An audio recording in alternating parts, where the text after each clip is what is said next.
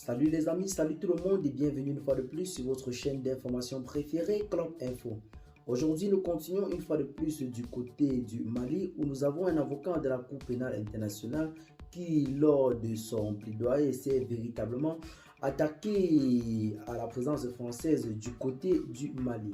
En effet, la destruction du mausolée à Tombouctou au Mali est le fruit de la négligence des colonisateurs français, a déclaré ce 9 mai 2022 un avocat dans un procès du côté de la Cour pénale internationale.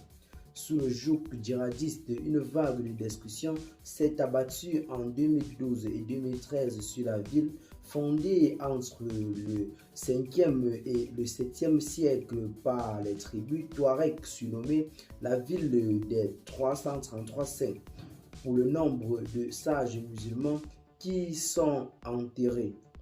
Les événements de l'année 2012 sont le fruit de la corruption et de la négligence des colonisateurs français, a déclaré devant les juges de la Cour pénale internationale Melinda Taylor, avocate de la Hassan Ak Abdul Aziz Mohamed Mohamoud Di Hassan.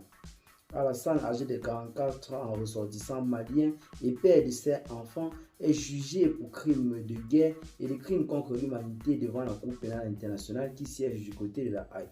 Il est accusé de torture, de viol et d'esclavage sexuel commis dans le contexte de mariage forcé et la destruction de mausolées à Tombouctou, surnommé la perle du désert.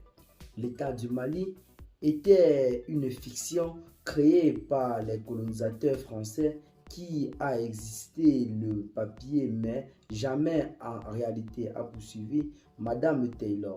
Les Français ont laissé le nord du pays se débrouiller tout seul et ce conformément aux pratiques tribales et religieuses, a-t-elle ajouté.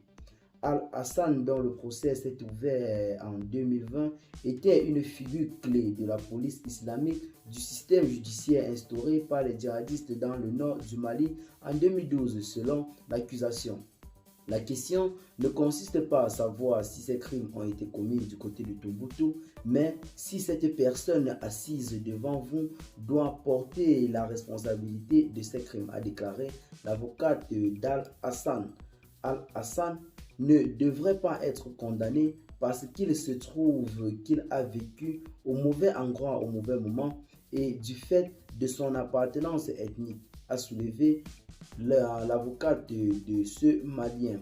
Selon cette avocate, elle nous fait clairement comprendre que c'est la France qui est à l'origine de la destruction et de plusieurs délits commis du côté du Mali. Les délits qui sont reprochés à ce dernier, un chef État islamique. Bon, en fait, c'est là en quelque sorte la situation du côté de la Cour pénale internationale. Cette prise de parole de cet avocat met véritablement en mal ou alors met véritablement retire du boisseau les actes horribles commis par l'armée française du côté de Tombouctou au Mali. Eh bien les amis, qu'est-ce que vous en pensez? Partagez la vidéo aux amis si vous êtes intéressant, abonnez-vous à la chaîne si ce n'est pas encore fait. Et à très bientôt pour de nouvelles notes d'informations. Bye bye.